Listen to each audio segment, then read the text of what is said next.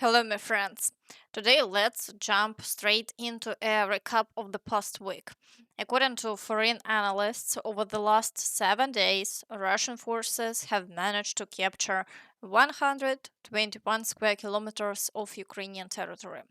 But if we include the gray zone, that number rises to nearly 170 square kilometers, which is very significant, especially considering that they're advancing at roughly the same pace each week. Unfortunately, the situation is catastrophic. Let's begin today's frontline overview with the Pokrovsk direction. According to official information from Ukraine's general staff, Russian troops are now pushing toward the city of Biletske. The assault was repelled and they made no gains. However, the situation remains extremely unclear. How could this even happen?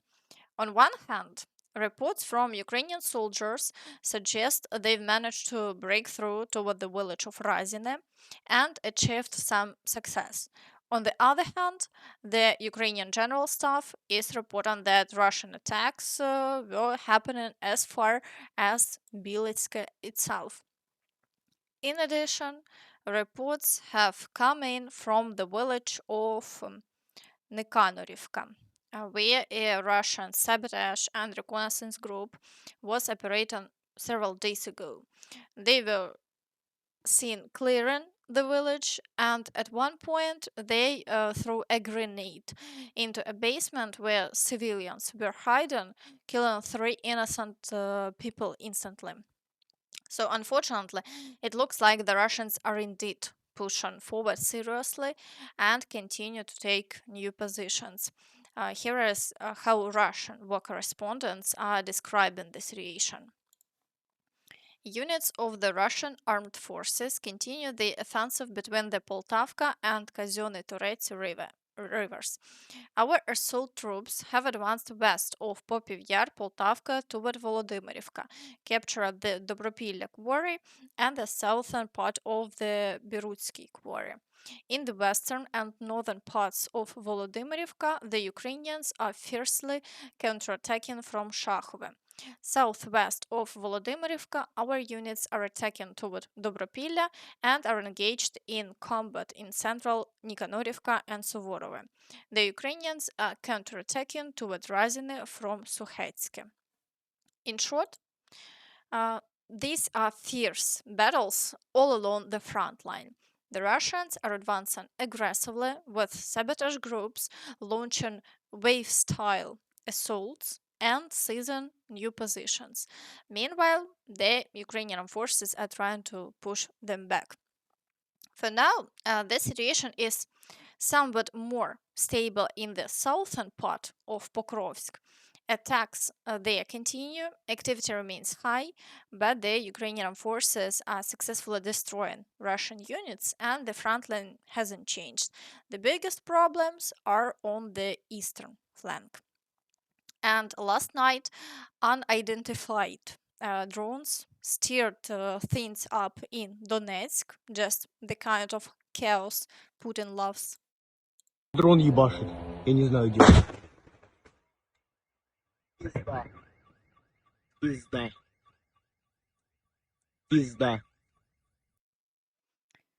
Meanwhile, everyone's talking about Trump's new ultimatum, the 10 or 12 days he gave Russia to stop the war. The US president announced it during a joint press conference with UK Prime Minister Keir Starmer. I'm going to set a new deadline about 10 or 12 days starting today. There is no point in waiting. And Medvedev fight back hot. Trump's playing the ultimatum game with Russia 50 days or 10. He should remember two things. Russia isn't Israel or even Iran. Every new ultimatum is a threat, a step closer to war. Not with Ukraine, but with his own country. Don't go down Sleepy Joy's road. Once again, this shows that Trump's threats don't work. he should have imposed sanctions and taken a tougher stance on Russia a long time ago. Meanwhile, Russia keeps seizing Ukrainian territory, civilians are dying, and Trump is still waiting.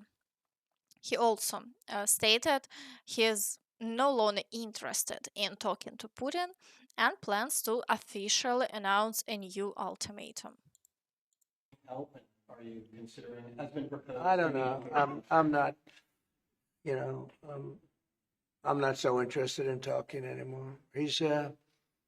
He talks to me of such nice conversations, such respectful and nice conversations, and then people die the following night with a missile going into a town and hitting.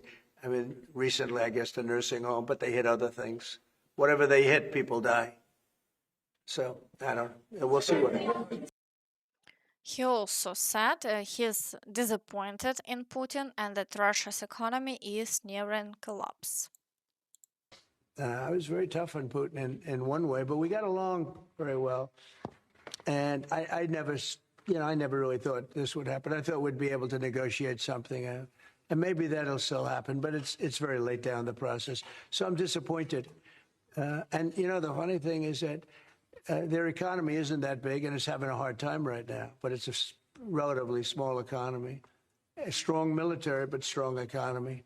And it used to be a strong economy. Now it's not.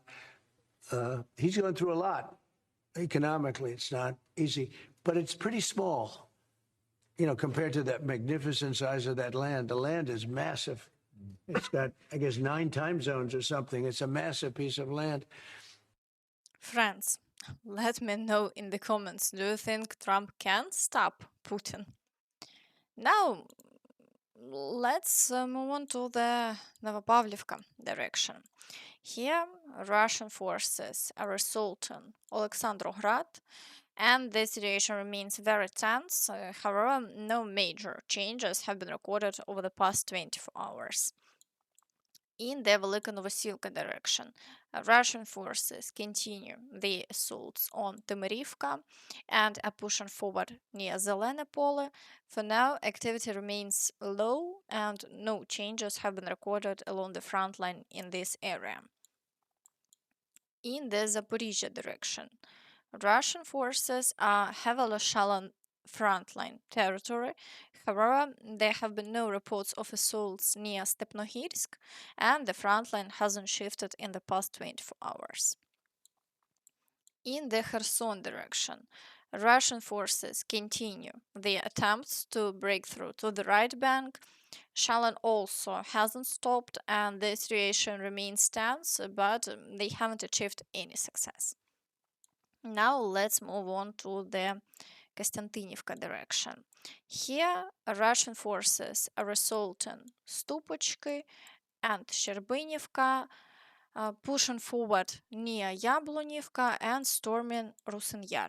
As you can see, this situation is difficult and the fighting continues. Foreign analysts arrived in the Kostyantynivka direction to show how Ukrainian forces are defending roads using netting. These fishing nets are stretched along the main roads leading to key frontline cities in Ukraine. A simple way to counter high-tech drones that have changed the nature of warfare. It's simple. When drones hit the net, they get stuck. But on this road, we saw locals folding up parts of the net to get to their homes. Again, an example of something improvised that could potentially work. Well, they might find a way around it soon. This key road leads to Kostyantynivka, one of 3 cities where Russia has made gains this summer, to the south in Pokrovsk, and to the north near Kupiansk. Kostyantynivka is extremely important. What's worrying is that Russia is advancing quickly on one of the flanks, as we've heard. Russia has always moved slowly, but these developments could shift Ukraine's control in the east. And now to the Siversk direction. Russian forces have even started launching mechanized assaults and are trying to push toward Siversk more actively. They are also storming Serebryanka, pushing near Grigorivka and Verkhnyokamyansk, but so far the front line hasn't changed in the past 24 hours and all attacks are being repelled. In the Lyman direction, Russian forces continue attempts to break through toward Chandrigolove and the village of Serednya, but they've made no gains in the past 24 hours and the front line remains unchanged. In the Borova direction, the Russians are assaulting Bohuslavka, but elsewhere there hasn't been significant activity and the front line here also remains stable. In the Kupiansk direction, Russian forces are assaulting Redkivka and Golubivka, but they haven't managed to fully capture these villages, and the situation remains unchanged. The Ukrainian forces continue to repel all attacks. In the Dvorichna direction, the Russians are attacking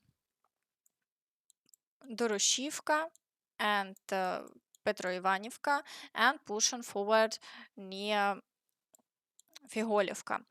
However, they've made no major breakthroughs and the front line remains stable. In the Kharkiv direction, the Russians are assaulting the village of Zelene, but so far without success. The Ukrainian forces are repelling all attacks. Fighting continues in Vovchansk, but the situation there is stable with no changes reported. In the Sumy direction, there are currently no changes. Attacks have been recorded near Oleksiivka and attempts to break through the border, but all assaults have been successfully repelled. Meanwhile, in Ukraine, the situation with refugees who left for other countries is being discussed. You can't force these people to return. It's their decision. The issue is about creating conditions. If you talk with refugees, people who left not voluntarily, but due to circumstances, about 70% of them say they want to come back. I try to organize various age and interest groups almost every month, groups that represent different parts of society, so they can share their problems and future plans. Those who have truly settled abroad make up about 15 to 20%, who have applied for citizenship, maybe started businesses, and feel good. But most say, if the war ends tomorrow, we're going home. Friends, what do you think about this? And that's all from me, so please don't forget to like this video, subscribe to the channel, and hit the notification bell to stay updated on all the latest news. Thank you for watching and see you next time. Bye bye.